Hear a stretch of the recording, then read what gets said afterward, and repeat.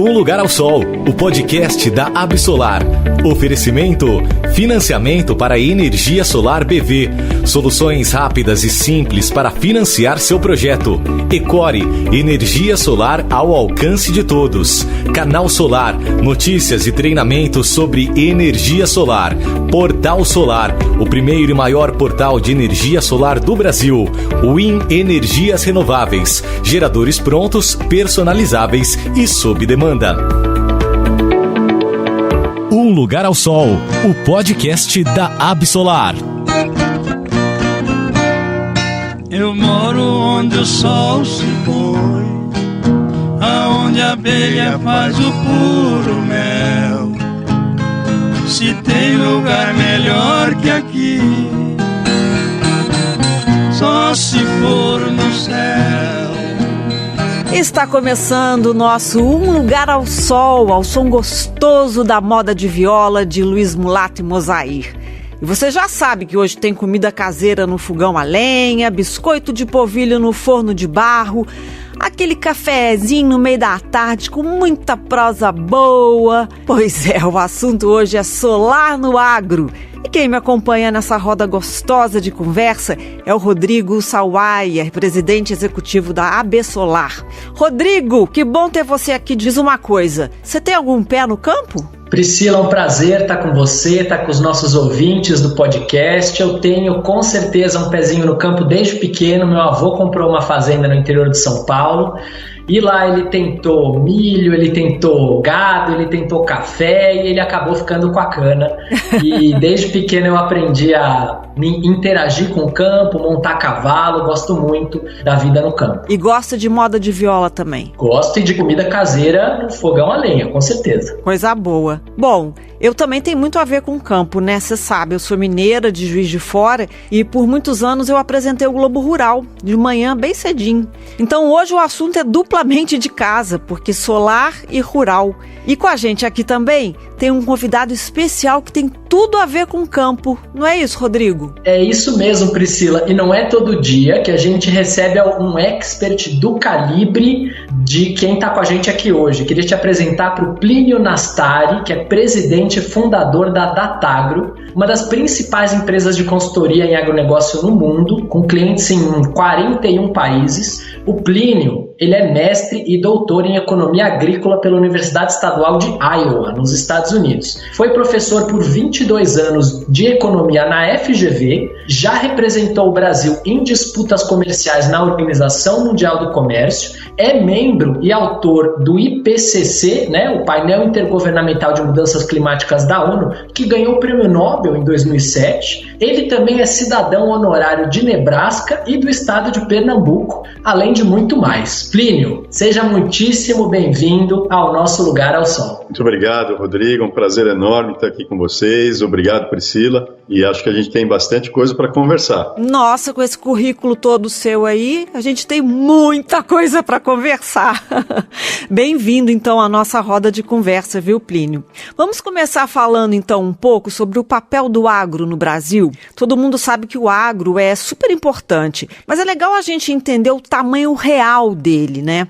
Plínio, por favor, você consegue nos dar esse panorama? Claro, os números oficiais indicam que a participação do setor agropecuário no PIB do Brasil varia de um ano para o outro entre 24% e 25%.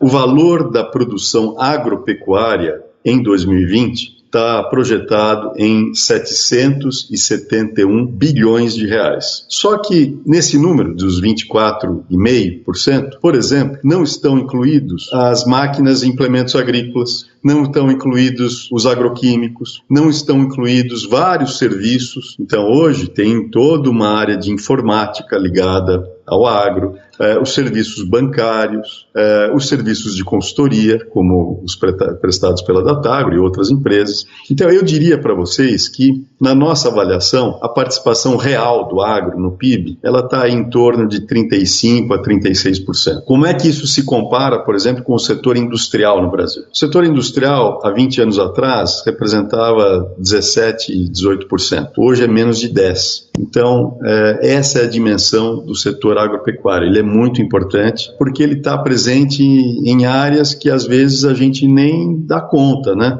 Porque é a atividade que hoje está movimentando a economia. E então, quando alguém compra um sapato, quando alguém compra uma roupa que é feita com algodão, no fundo ele está consumindo produtos do agro, e o agro está por trás de muitas coisas realmente no Brasil. E está dando um show nesse período de pandemia, porque ele não parou e hoje o agro do Brasil está alimentando mais de 1,6 bilhão de pessoas no mundo inteiro.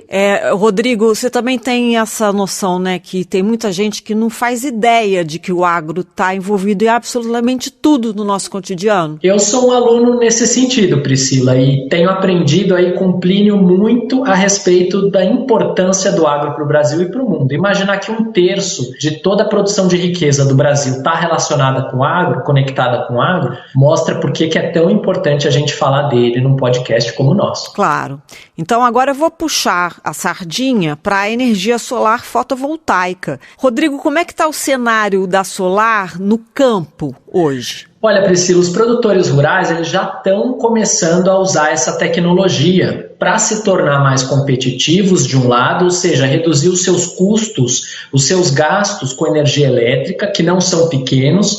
Muitos dos produtores rurais têm na energia elétrica um dos seus grandes insumos de produção. Ao mesmo tempo, eles enxergam a energia solar fotovoltaica também como uma tecnologia de sustentabilidade. E a gente sabe que existe agora uma tendência global da produção sustentável e do agro sustentável. Então, os produtores rurais brasileiros modernos já estão conectados a essa tendência mundial. Eles já estão atentos de que se eles não começarem a demonstrar a sua sustentabilidade na prática, no dia a dia das suas atividades, há mercados que não vão consumir os seus produtos. E nesse sentido, a fotovoltaica ela é mais uma ferramenta disponível para o produtor rural mostrar esse engajamento sustentável, com uma energia limpa, renovável e que, além de tudo, é silenciosa, não traz ruído ali para o produtor ou para a propriedade dele, e também é não poluente, não usa água, ou seja, muito fácil para o produtor usar. É uma tecnologia sem dor de cabeça.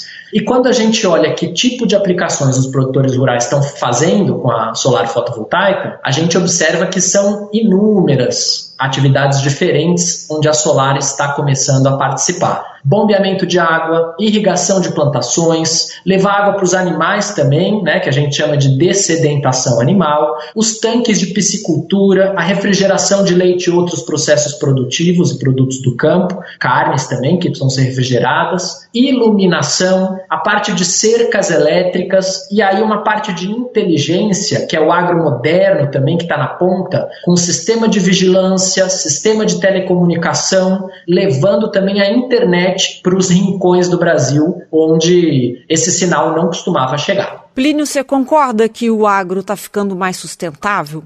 Sem dúvida, e eu acrescentaria todas essas aplicações que o Rodrigo mencionou, uma importantíssima, que eu tenho certeza que ele vai concordar, que é a questão de que em muitas situações está se aplicando plantio e colheita com GPS, e toda essa digitalização da agricultura depende de torres, né? Em locais que são remotos. E nesses locais remotos não tem ligação elétrica, né? Como é que você sustenta uma torre de transmissão de internet no meio de um campo de uma fazenda de 10 mil hectares? Ora, tem que ser com fotovoltaica, com né? certeza. Então, a modernização do campo e a aplicação de técnicas e práticas agrícolas modernas que aumentam a produtividade, está muito relacionada à utilização desse tipo de tecnologia. E, falando em sustentabilidade no agro, eu diria que o Brasil é um dos países que aplica a agricultura mais sustentável do mundo, inclusive no que tange à utilização de agroquímicos de forma inteligente. A gente usa muito pouco agroquímico, na verdade, porque o Brasil está praticando 2 safras, às vezes 3 safras no mesmo hectare durante um ano. Então, quando a gente leva em conta a utilização da terra está sendo feita no Brasil, a gente usa pouco produto químico e em algumas áreas-chave, como é o caso da cana-de-açúcar, a prática de queima da palha para viabilizar nesses últimos 15 anos foi quase que integralmente substituída por corte de cana crua mecanizada. Então hoje 98,5% da colheita de cana é feita de forma mecanizada, cana crua, com incorporação de palha no solo, aumentando a retenção de umidade, a fertilidade do solo, a incorporação de carbono no solo. Isso tudo, inclusive, precisa ser quantificado e precisa ser levado em conta, inclusive nos programas que certificam produtores do ponto de vista energético ambiental, como é o caso do RenovaBio, que ainda não está fazendo esse reconhecimento. Mas nós temos uma agricultura extremamente sustentável em todas as áreas, inclusive na pecuária, que tende a intensificar a utilização do solo, com aumento do número de unidades animal por hectare, rapidamente, com a utilização de DDG e utilização de outros resíduos para alimentação animal. Então, o mundo tem a expectativa de que o Brasil responda por 40% do incremento da demanda mundial de alimentos até 2050. Quem é que tem essa expectativa? A FAO, a OCDE, o USDA nos Estados Unidos. Então, o Brasil já tem um protagonismo muito grande e o mundo espera que esse protagonismo continue crescendo nas próximas décadas. Vocês estão comentando aí sobre os vários usos da solar e a nossa produção preparou uma reportagem com alguns produtores que estão usando já essa tecnologia. Vamos ouvir. Decidi investir na questão da energia solar pelo motivo da economia mesmo, por causa que a energia cada vez vem ficando mais cara e eu sei que eu botando a energia solar agora, logo, tá paga. O Rudney Basso vive da agricultura e investiu em energia solar para resolver um problema muito comum no campo, a grande demanda por energia e o alto custo dela. A área rural do produtor tem 34 hectares e fica em Paim Filho, no Rio Grande do Sul. Ele trabalha com suinocultura e pecuária leiteira e conta que, por causa da economia que a solar apresenta, conseguiu investir mais em serviços essenciais para a sua propriedade. Claro, instalei mais coisas aí na granja que precisava de suínos, né? Mais ventiladores, mais no inverno também aquecedores, ampliei um pouco nas vacas de leite aqui, então o que eu tenho da energia, né, me facilitou, então a gente acabou ampliando algumas coisas e trazendo benefício, né, porque antes com aquela da economia, né, você acabava poupando, mas acabava perdendo também, né, então principalmente pega agora nessas épocas de calor, né, tu precisa de ventilação, então antes a gente praticamente nem tinha, agora já foi posto por esse motivo, né, fica mais em conta. Já o produtor Gabriel Librelotto tem 304 hectares em Sorriso, no Mato Grosso. Ele conta que o sistema fotovoltaico que instalou na fazenda ajuda demais no período de calor, quando a necessidade de usar eletricidade aumenta. Nessas épocas agora de seca, com temperaturas altas, o consumo sobe lá em cima, porque a gente sempre quer ter um ar, alguma coisa, e as geladeiras, elas vão consumir mais energia, né, para manter tudo refrigerado. Além de gerar energia para a fazenda, que tem plantações de soja e milho, Gabriel também usa o excedente na cidade, economizando na conta de luz e reservando este dinheiro para mais investimentos nos negócios. A gente já colocou a nossa usina para ela atender mais 2 casas na cidade. Daí a gente distribui o restante da energia para essas 2 outras unidades consumidoras.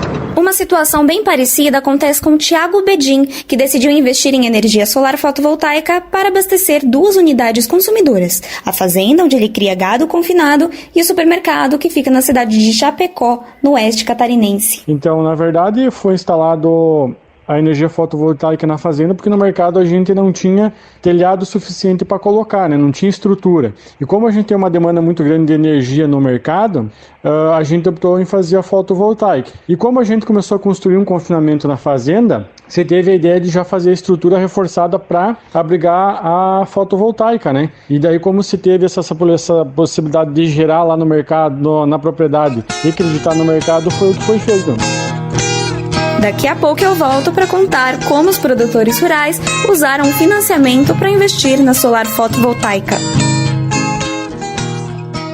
É legal ouvir esses depoimentos, né? Principalmente daquele primeiro senhor que falou que colocou aquecimento, porque isso traz bem-estar animal, né? Eu gosto muito quando eu ouço essas histórias. Agora, Rodrigo, me diz uma coisa, quando a gente pensa em energia solar fotovoltaica, tem diferença falar em pequena, média ou grande propriedade? Pois é, Priscila, essa é uma das características interessantíssimas da solar. Ela é versátil e ela é modular, ou seja, ela se adapta ao tipo de atividade produtiva que aquele agricultor tem, que aquele produtor rural tem, seja milho, seja soja, seja gado, seja gado de corte, gado leiteiro, mandioca, ou seja, ela cabe em qualquer tipo de aplicação rural. E por outro lado, ela também pode ser utilizada pelo pequeno produtor, médio produtor e grande produtor. Para a gente ter uma ideia, no Brasil são 21 mil sistemas solares no campo, gerando energia limpa para mais ou menos 30 mil produtores rurais ou unidades consumidoras de produtores rurais. Quer dizer, tem alguns sistemas que geram para mais de uma unidade, como inclusive a reportagem mostrou, né? Um produtor que aproveita a área que ele tem disponível no campo para gerar energia para abastecer, por exemplo, um imóvel na área urbana, né? Desde que esteja ali na mesma distribuidora.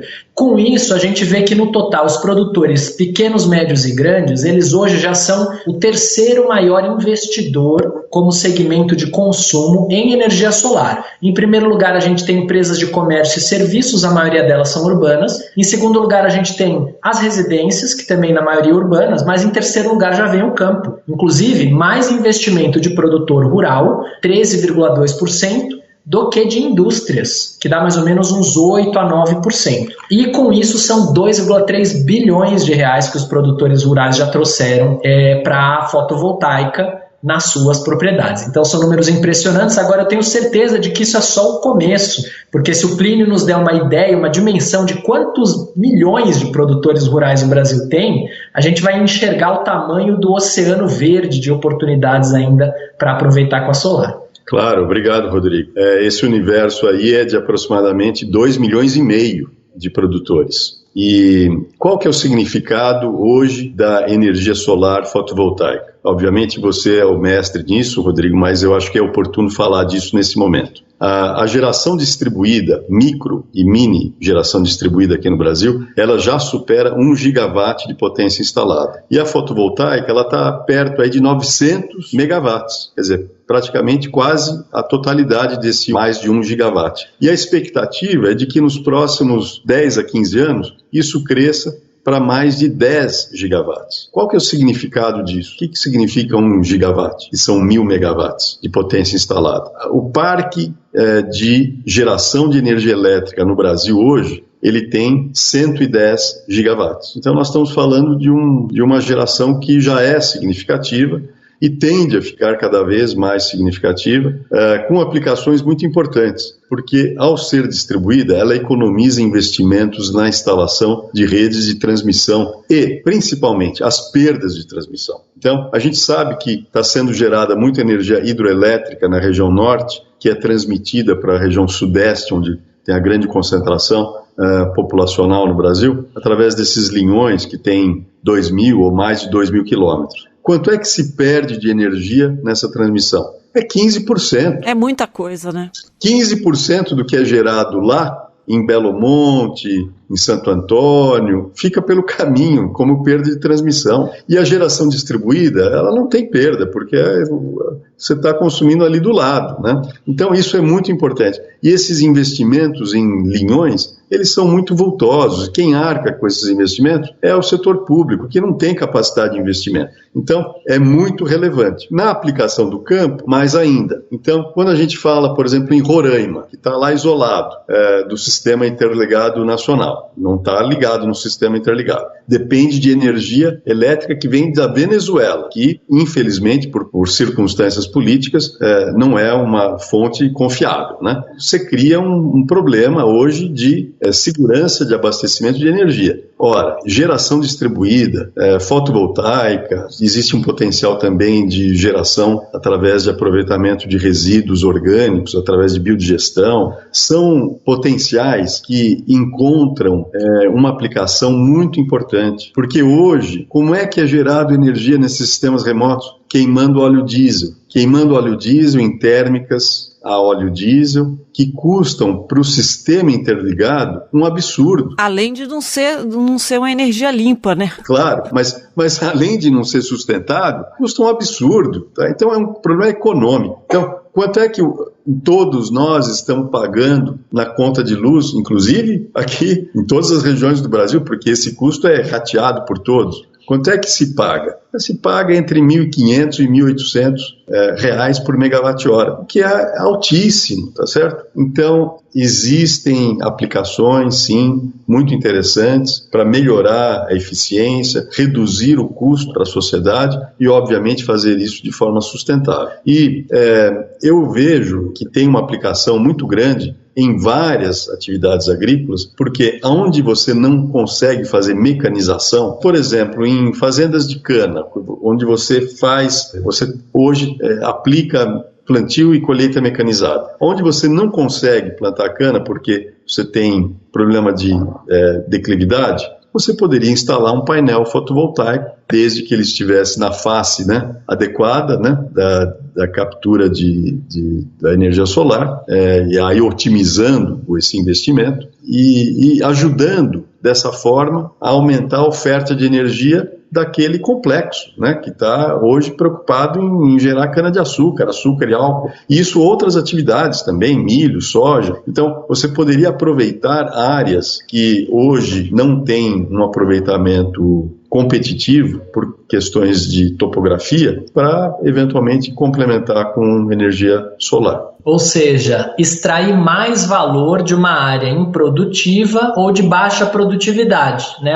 Quando o produtor rural, quando ele compra uma área, ele não escolhe só a área boa na propriedade dele, né? Vem área boa, vem área média, vem área que não é tão boa para produzir. Mas nessa área que não é tão boa para produzir, ou num telhado que esteja aí disponível, ele pode gerar mais riqueza e valor produzindo a sua energia com o sol. Eu queria, Plínio, aproveitar para fazer uma complementação dos seus dados, porque como você disse, a gente acompanha isso no detalhe. Então, olha a boa notícia. Você falou de 1.000 megawatts de solar distribuída. A gente acabou de bater 3.700 megawatts de solar distribuída nesse mês. 3.700. Então, um avanço importante. Esse grande salto ele se deu nesse ano e no ano passado. Foram os 2 grandes anos de evolução da geração distribuída. E o agro, cabe dizer, no comecinho do ano passado, o agro era 6% da solar. Hoje, o agro é 13,2%. Quer dizer, se a solar está crescendo rápido, a solar no agro está voando muito mais rápido do que a média da solar. Eu vou pedir 30 segundos da sua atenção para chamar um break. A gente já volta.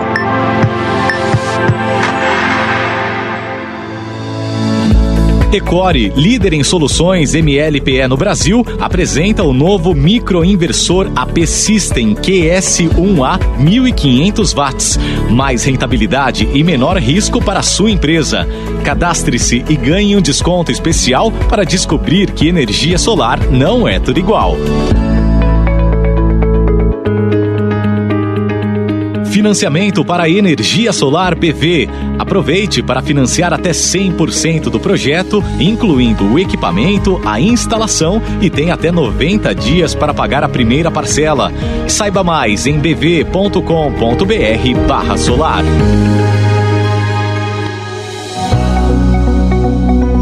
Um Lugar ao Sol, o podcast da Absolar. Um assunto que a gente não pode deixar de fora quando fala em energia solar, que é o financiamento. Vamos ouvir o segundo trecho da reportagem que fala justamente sobre isso. Instalar um sistema fotovoltaico em propriedades rurais tem se tornado cada vez mais econômico. Existem muitas linhas de financiamento voltadas para o campo, com o objetivo de incentivar a inovação e a implantação da tecnologia. Foi justamente por meio de uma destas linhas que o Gabriel instalou o sistema na sua propriedade em Sorriso, Mato Grosso. A gente analisou, né, o valor que a gente estava pagando de energia, né, com o nosso consumo mensal, como se a gente pegasse e colocasse energia solar e, no nosso caso, a gente fez um financiamento. Foi feito financiamento, né? Como a gente comentou, a gente fez com o nosso banco e valeu muito a pena, né? Porque a gente pode, vamos dizer assim, utilizar a energia sem ter aquela preocupação, né? No nosso caso. Nós, em 3 anos, a gente vai estar com essa nossa usina paga. Já o Rodinei optou pelo programa de fortalecimento da agricultura familiar para instalar sistema fotovoltaico na sua pequena propriedade no Rio Grande do Sul. Peguei um Pronaf, a linha de investimento, um juro a 2% ao ano, vou ter 2 de carência, mais 8 para pagar, né? Então 10 anos. Então fica bem acessível, bem tranquilo mesmo para mim pagar. Na verdade, eu com 6 meses de energia, se fosse nos 10 anos, nem 5 a 6 meses eu pago, e depois os outros 6 meses do ano me sobra, na verdade, claro. Então vai ficar bem em conta e usando à vontade, isso dizendo. Então é bem tranquilo mesmo. Com mais oportunidades de financiamento, os produtores rurais conhecem os benefícios que a energia solar fotovoltaica proporciona ao campo e assim o setor cresce ainda mais no país. A gente ouviu eles comentando sobre os financiamentos que eles fizeram, né? E no caso da agricultura, o financiamento é ainda mais importante do que na cidade, Rodrigo? O financiamento é fundamental, Priscila, porque a gente tem aquela ideia, que é uma ideia talvez um pouco antiga, de que só pega financiamento quem não tem dinheiro, né, disponível para investir. Mas isso no agro nunca foi verdade. É muito comum que o produtor rural, para fazer um investimento numa nova tecnologia, ou para dar conta de investir numa safra nova, que é um investimento grande, né? Ele pega o empréstimo em vez de tirar o dinheiro dele do investimento, porque o dinheiro disponível para o empréstimo muitas vezes tem apoio do governo. Então você vê o caso do Pronaf que foi citado na matéria, 2% de taxa de juros ao ano. Eu digo que isso não é nem juros de mãe, é juros de vó, tá mimando de tão bom que é os juros. Que bom que os pequenos produtores, que são os produtores, agricultores familiares, que é quem tem acesso a esse financiamento, tem um financiamento tão bom para usar para suas atividades e também para pôr a solar. Então isso foi uma conquista importante que a gente conseguiu lá em 2015, uma ação conjunta da Absolar com o governo federal, que está gerando aí frutos para o agro até agora, e a gente espera por muitas décadas ainda. Plínio, você tem alguma coisa a comentar sobre financiamento? É fundamental e é exatamente o que o Rodrigo explicou. O produtor, ele aproveita essa oportunidade para utilizar esses recursos para essas ações fundamentais de otimização e usa os recursos gerados pela sua atividade na melhoria da própria atividade. Agora, nem tudo está resolvido. Foi mencionado aí na reportagem o caso desse agricultor que faz a compensação da conta dele na cidade pela geração que ele faz no campo. E ele consegue fazer isso porque a cidade e o campo estão sendo servidos por uma mesma concessionária de distribuição de energia. Quando não é a mesma concessionária, isso ainda é mais complicado, né? Essa compensação não pode ser feita. O exemplo, por exemplo, de 2 estados diferentes, seria isso? 2 estados, mesmo dentro do mesmo estado, com concessionárias diferentes. Então, quando você não tem a mesma concessionária, mas a mesma pessoa tem uma propriedade num local e no outro local, essa compensação hoje não é possível porque não existe o que a gente chama de portabilidade. Uhum. E essa portabilidade deveria acontecer, deveria ser facilitada para estimular ainda mais os investimentos nessa área. Acho que o Rodrigo quer comentar. Concordando totalmente com o Plínio, um outro pedido que a gente tem escutado muito dos produtores rurais é que eles queriam transformar essa energia em dinheiro, eles queriam poder vender essa energia, né? Isso hoje também, pela regulamentação, pela legislação, não é possível. E a gente tem conversado sobre esse tema muito com o Ministério da Agricultura, com a Confederação Nacional do Agronegócio, com a Frente Parlamentar do Agronegócio, para ver se a gente consegue buscar uma solução,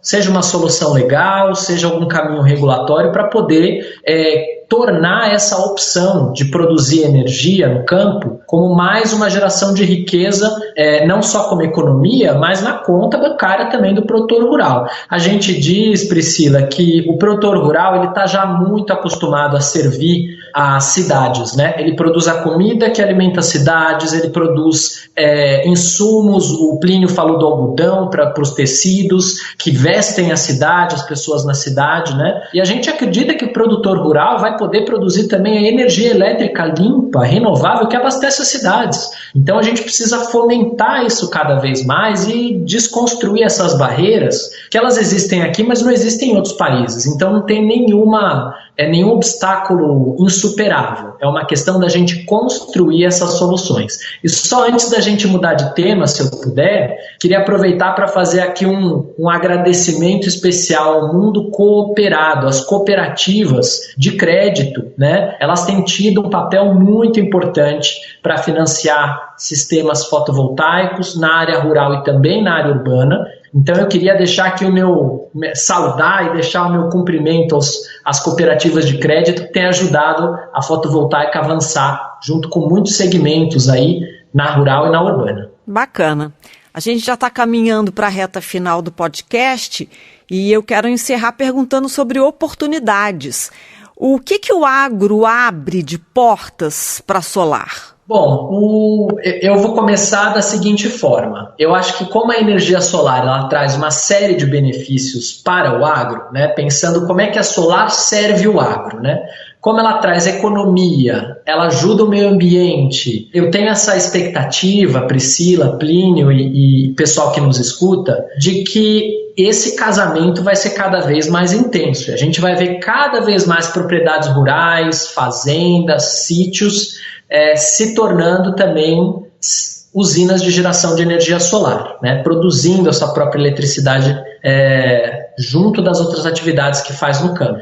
Eu percebo que com isso os produtores eles têm uma vantagem de reduzir os seus gastos em até 90%, em alguns casos mais, ou seja, aquela conta que chega hoje R$1.000, R$2.000, R$10.000, dependendo do produtor rural por mês, pode cair para R$100, R$200, R$300, né? Ela também ajuda a ampliar o acesso do produtor rural à energia elétrica. A gente vê muito produtor que quer ampliar, tem mercado para crescer, quer investir, mas quando ele vai pedir mais energia elétrica para a distribuidora, a resposta que ele tem é espera mais ou menos 1, 2, 3 anos, que é quando eu vou fazer um reforço na rede para te atender. E ele fica de mãos atadas. Então, se a gente puder com a solar dar opção para o produtor rural ter mais liberdade, mais autonomia, mais independência e se proteger também dos riscos, né? O custo da energia não para de subir e produtor rural, ele é eu vou chamar assim, mas com um bom gosto, tá? Ele é um bicho conservador, quer dizer, ele acredita vendo. O produtor rural precisa ver aquilo para realmente investir. E o sistema fotovoltaico, ele traz para o produtor rural uma proteção contra esse aumento das tarifas, porque ele vai saber pelos próximos 25 anos quanto que vai custar a energia elétrica dele, exatamente, né? Então, tá livre daquele susto de todo final de ano, como se já não bastasse a chuva que é difícil de prever, né? As pestes que são difíceis de prever, pelo menos a energia elétrica ele vai ter um pouquinho mais de sono tranquilo no final da safra. O que você acha disso, Plínio? Eu diria o seguinte, que o produtor rural gosta de independência. E nós estamos falando, na verdade, de desenvolvimento, porque a possibilidade de se ter a geração de energia em locais de difícil acesso, não só de fácil acesso, mas os de difícil acesso, tem um caráter de desenvolvimento extraordinário, porque é o que pode levar, por exemplo, à possibilidade de educação para a família desses agricultores que estão em regiões remotas. Então, acesso à internet, acesso a facilidades que a eletricidade traz, conforto animal para granjas de aves, de suínos, uma série de coisas. E ficar livre das oscilações de energia que acabam queimando muitas vezes equipamentos no campo. Eu próprio já fui vítima disso várias vezes, né, por problemas de oscilação no fornecimento de energia na rede. Então, essa independência, que é um valor que a agricultura no mundo inteiro valoriza muito, ela é aumentada com a geração distribuída, fotovoltaica, que oferece essa possibilidade de forma econômica para um conjunto muito grande de produtores rurais. Então, a gente vê que isto vai continuar crescendo e vai reduzir a pressão de investimentos do setor público na área de geração de energia. Isso é muito importante porque vai trazer independência cada vez maior para o país como um todo. Tá acabando e eu quero agradecer muito a sua presença, Plínio Nastari, presidente e fundador da Datagro. Muito obrigada por ter vindo aqui hoje. Prazer muito grande. Obrigado, Priscila. E obrigado pela sua participação, Rodrigo Sawaia, que é presidente executivo da AB Solar e que esteve dividindo aqui essa bancada virtual comigo hoje. Obrigado, Priscila. Sempre um prazer. Obrigado, Plínio, por receber o nosso convite, estar aqui conosco. E obrigado a todos que nos escutaram. E queremos agradecer a participação dos produtores rurais que fizeram parte da reportagem que vocês ouviram hoje aqui. E também quero fazer um agradecimento especial às nossas parceiras aqui do podcast. Um Lugar ao Sol, o podcast da Absolar agradece o financiamento para a energia solar BV e Ecore pelo apoio. O podcast Um Lugar ao Sol tem a apresentação de Priscila Brandão, que sou eu, direção e roteiro de Kika Tomás, produção de Camila Gomes e gravação e edição da Compasso Cool Lab. Hoje você ouviu Onde o Sol se Põe com Luiz Mulato e Mosair. Te vejo no próximo. Beijos! Um Lugar ao Sol, o podcast da Absolar.